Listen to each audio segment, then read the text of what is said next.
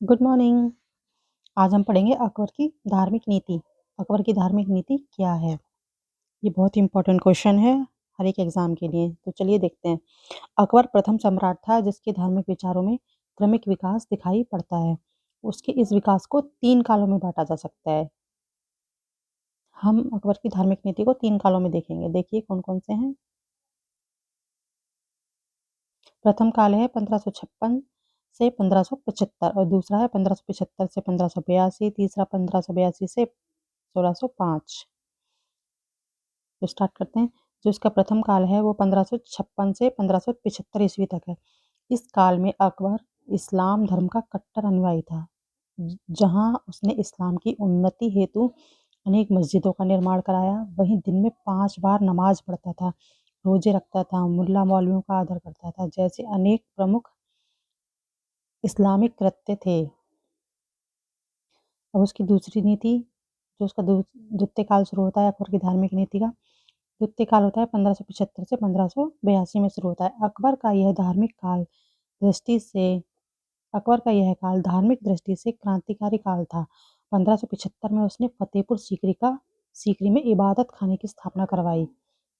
उसने 1578 में इबादत खाने को धर्म संसद में बदल दिया। उसने शुक्रवार को मांस खाना छोड़ दिया। मांस और अगस्त से सितंबर तक 1579 ईस्वी में महजर की घोषणा कर अकबर धार्मिक मामलों में सर्वोच्च निर्णायक बन गया। महजरनामा का प्रारूप शेख मुबारक द्वारा तैयार किया गया था। उलेमाओं ने अकबर को इमाम आदिल घोषित कर दिया। विवादास्पद कानूनी मामले पर आवश्यकतानुसार निर्णय का अधिकार किया। अब आ जाता है क्वेश्चन नंबर 3। उसका जो तृतीय काल है उसको देखते हैं। तृतीय काल है उसका 1582 से 1605 में। इस काल में अकबर पूर्ण रूपेण दीन इलाही में अनुरक्त हो गया। इस्लाम में धर्म में उसकी निष्ठा कम हो गई। हर रविवार की संध्या को इबादत खाने में विभिन्न धर्मों के लोग एकत्र होकर धार्मिक विषयों पर वाद विवाद करते थे। इबादत खाने के प्रारंभिक दिनों में शेख, पीर, उलेमा ही यहाँ धार्मिक वार्ता हेतु उपस्थित होते थे, परंतु कालांतर में अन्य धर्मों के लोग जैसे ईसाई, जरथुस्त्र जरथुस्त्रवादी, हिंदू, जैन, बौद्ध, पारसी, सूफी आदि को इबादत खाने में अपने-अपने धर्म के पत्र को प्रस्तुत करने के लिए आमंत्रित किया गया। इबादत खाने में होने वाले धार्मिक विवादों में अबुल फजल की महत्वपूर्ण भूमिका होती थी। तो इस तरह से अकबर की धार्मिक नीति के हमने देखे कि 3 प्रमुख काल हैं, जिसमें कि वो प्रथम काल में तो दिखाया है कि वो बहुत ज़्यादा अपने धर्म का कट्टर अनुयायी था, जिसमें वो 5 बार नमाज़ पढ़ता था, रोज़े रखता था, मुल्ला मौलवियों का आदर करता था। जबकि हमने देखा कि जो उसका सेकंड काल है, सेकंड काल में वो क्या करता है, एक इबादत खाने की स्थापना करवाता है।